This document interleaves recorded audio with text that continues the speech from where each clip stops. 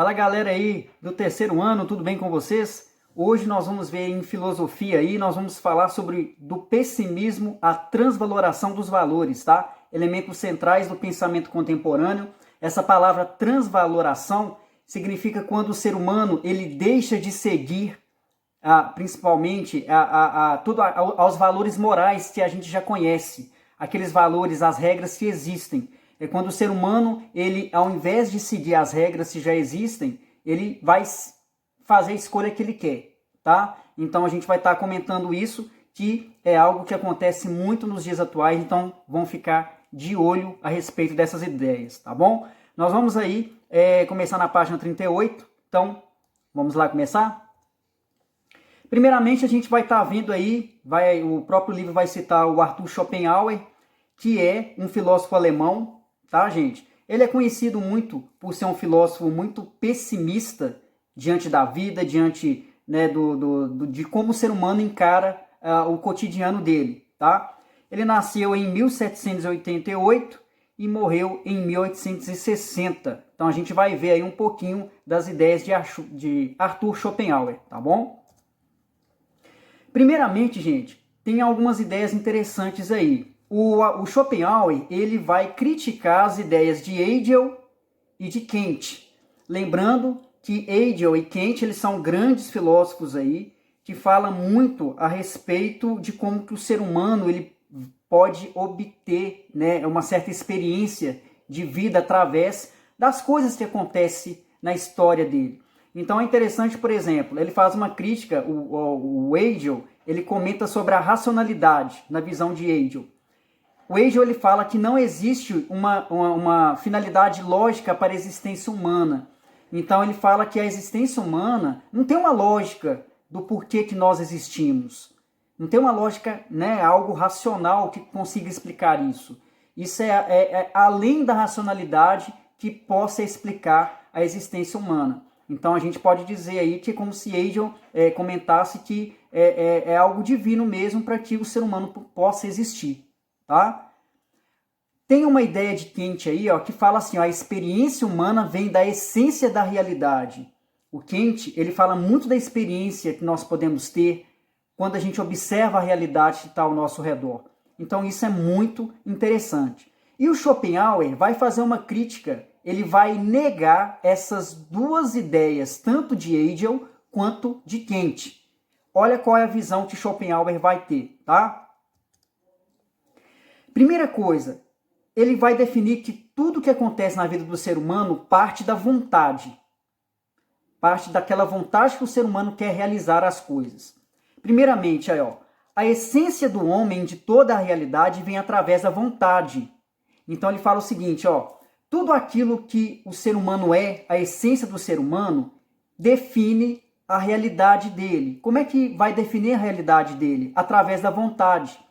Então, através da vontade humana, a sua vontade é que você faz a sua realidade acontecer.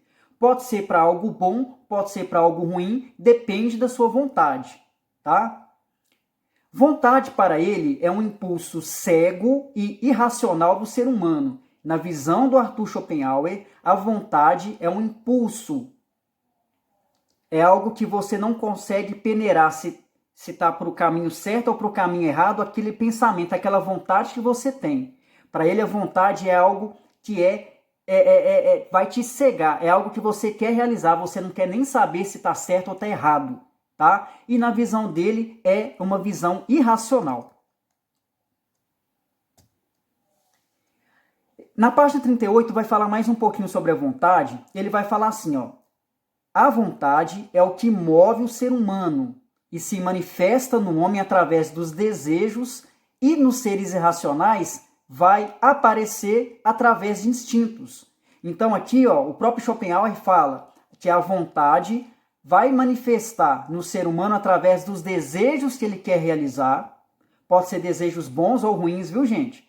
Lembrando, é algo que a vontade é algo que parte na sua cabeça e que você quer realizar, você não sabe se aquilo que você quer realizar é bom ou ruim. É a vontade que cada ser humano tem.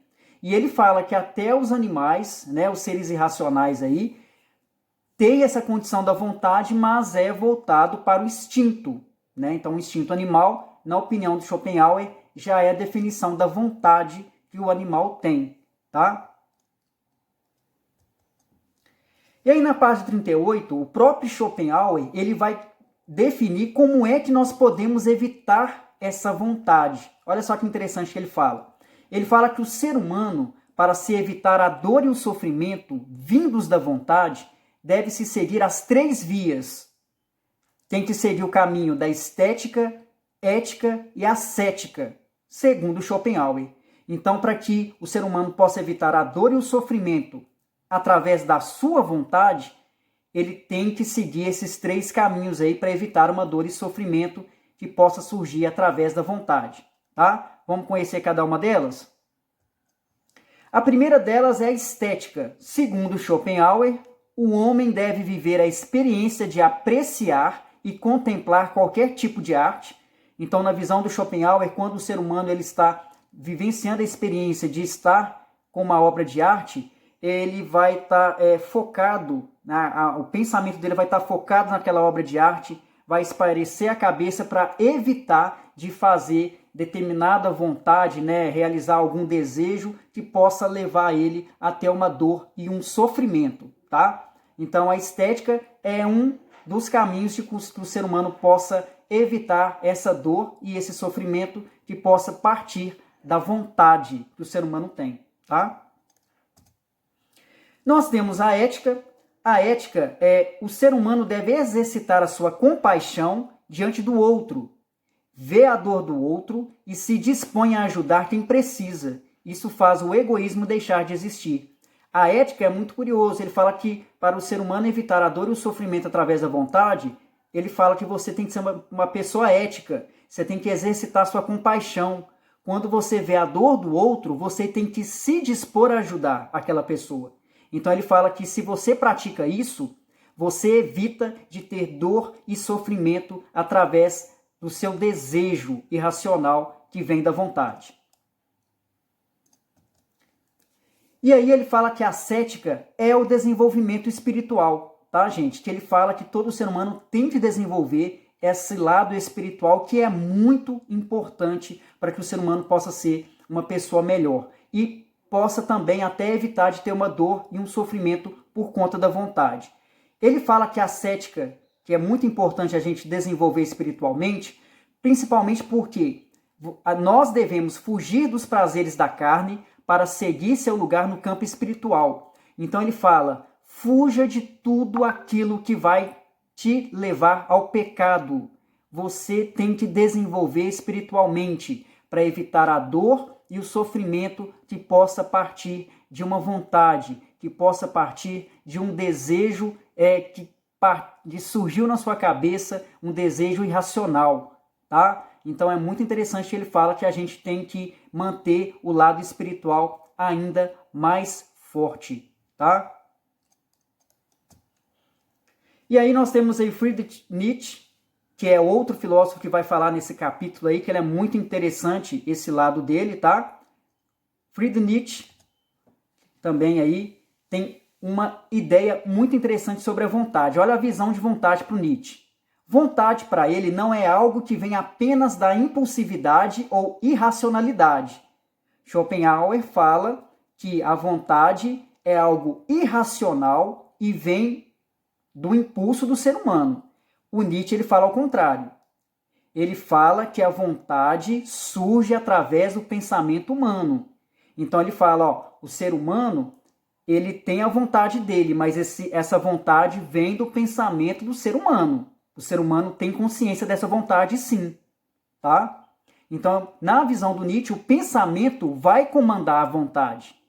Olha só que interessante. O pensamento comanda a vontade. Então, quando você tem vontade de fazer alguma coisa, é porque o seu pensamento sabe dessa vontade que você está querendo realizar. O que é a dor para o Nietzsche? Na página 40 ele vai comentar. O que seria a dor para o Nietzsche? Ele vê a dor como algo positivo para que o ser humano possa evoluir e se superar. É algo que vai motivar o ser humano a dar a volta por cima. Então, olha só que interessante. Ele vê a dor como algo positivo para que o ser humano possa crescer, possa evoluir e possa se superar. Interessante essa visão dele, né? Porque ele fala, você está passando por alguma dor, por algum sofrimento? Vamos lutar contra essa dor e esse sofrimento, vamos superar para que isso possa ser algo positivo e de grande aprendizado para a sua vida. Aí vem a arte para Nietzsche, na página 40. Qual que é a visão da arte para o Nietzsche? A arte é a maior expressão de que você tem a vontade de querer. Querer fazer algo, realizar algo, contemplar e sentir algo. O Nietzsche ele vai valorizar muito a arte. Por quê? A arte é uma expressão em que você vai demonstrar aquilo que você quer transparecer para as pessoas. Quando você cria uma obra de arte, você está querendo passar alguma intenção. Qual que é a sua vontade em criar uma obra de arte daquele jeito? Ou então contemplar a arte daquele jeito? Realizar alguma coisa? Ele fala que isso é engrandecedor, isso é muito importante. Tá? É a vontade que você quer transparecer o que você é. Tá? E aí vem na página 40, no 7º parágrafo, que tem um ponto muito importante, que fala o que é niilismo. Então tá difícil um pouquinho para ler aí, gente, mas eu vou explicar para vocês, tá? Niilismo, do ponto de vista que afirma ser as crenças, as verdades e os valores tradicionais sem fundamento, sentido e utilidade, ausência absoluta de fé ou de crença. O niilismo, que era algo que o Nietzsche sempre demonstrava, para o Nietzsche, você não precisa seguir a fé. Na opinião do Nietzsche, você não precisa ter fé para você realizar as coisas que você precisa, tá? Então ele fala que o niilismo é a ausência da fé ou da crença. Então Nietzsche diz, você não precisa ter fé. Siga de acordo com o seu pensamento, tá? Então é interessante. Ele fala, ó, tem dor e sofrimento sim, mas você pode superar essa dor e esse sofrimento, tá? Então isso é muito interessante a gente notar. E ele ao mesmo tempo ele fala, ó, a sua vontade vem através do seu pensamento. O Nietzsche ele vai debater contra a ideia de Schopenhauer. Schopenhauer fala que a vontade vem através da impulsividade, né? Que foi isso que ele falou, e vem da irracionalidade, na visão de Schopenhauer. Só que na visão de Nietzsche, ele fala ao contrário, ele fala que a vontade vem do seu pensamento, tá? E aí, ó, daqui a pouquinho, nós vamos estar vendo então aí, ó, as 3 transformações do espírito humano, que está na página 41, que está no 3º parágrafo, que é muito importante, tá? Eu vou parar o primeiro vídeo aqui, que no segundo vídeo eu vou falar dessas 3 transformações do espírito humano, tá bom, gente? Obrigado, hein?